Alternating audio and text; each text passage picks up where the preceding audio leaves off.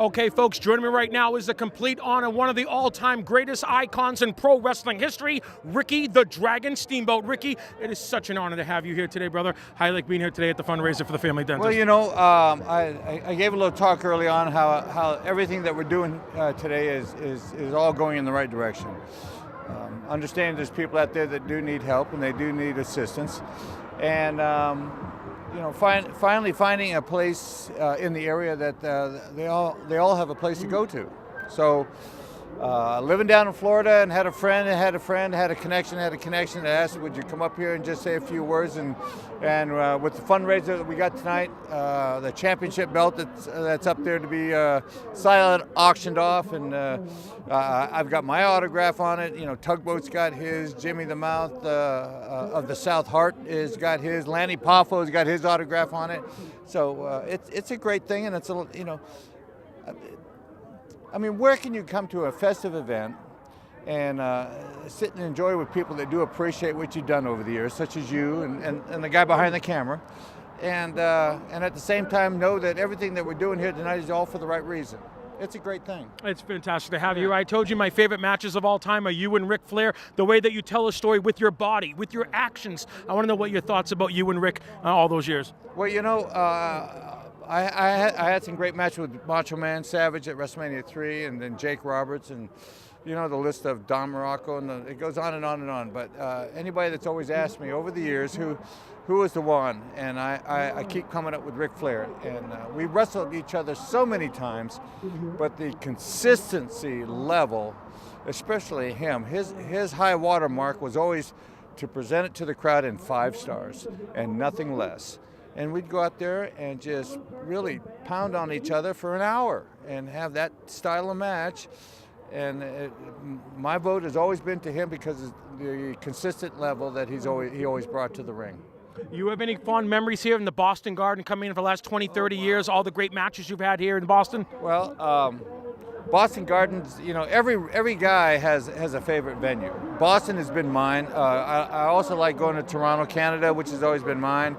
You know, Madison Square Garden has always been one of mine, Philadelphia Spectrum. But Boston Garden holds a special place in my heart. Bret Hart and myself, throughout our careers, as though we came along around the same time, only got to wrestle each other twice. And one of those times was Boston Gardens.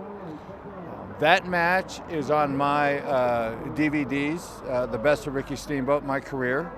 Out of the thousands and thousands of matches that I've had throughout my career, I was so happy that match with Bret Hart is on one of the DVDs.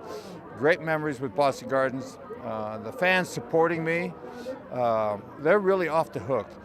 You know, you talk about cities that you wrestle in around the world, and I always bring up Boston Garden as one of the loudest venues that I've been. When they're with you, those people are with you.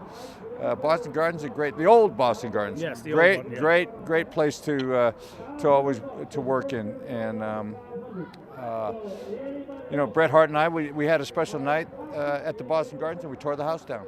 And you and Randy Savage stole the show. I remember the great story that you told, I think, at a Q&A where you guys were at the after party and Hogan was looking at you, and he goes, well, he knows, brother, we stole the show. And I just want to know, I heard that Randy likes to plot out the matches and write them or tell you ahead of time, but, I mean, back in there, you guys went out there and you filled it out, you know what I mean? It was more of a, what would you think about that? Old school, pretty much you would just feel out the crowd and do stuff in the course of the match and listen for a reaction. Randy, you know, knowing that we were able to possibly go out and steal the show, WrestleMania 3, Andre was hurt, bad back, bad hips, bad knees, working a bear hug, which was uneventful. And Dragon, we go out there and steal this one tonight. So he's, you know, he wanted to put together something from A to Z and totally different. We're taking a chance, and we did, and it ended up being a match. You know, here we go 29 years later, and they're still talking about it. So it's, you know, thanks to Randy Savage. I wish he was here tonight. Yeah. Well, we got Lanny here, so. Yeah, that's about second best as we can get, but nothing like Macho Man. Nothing like him. I mean, he was a consummate professional, and always thinking about the other guy and how good he can make him look in the course of the match. You know, really a prince of a man. I want to thank you so much for your Yeah. time, Ricky. It's a complete honor. Yeah. Thank you for being on my show and your You're time. welcome. Ladies and gentlemen, the one and only, the icon. They don't come any better than Ricky the Dragon Steamboat.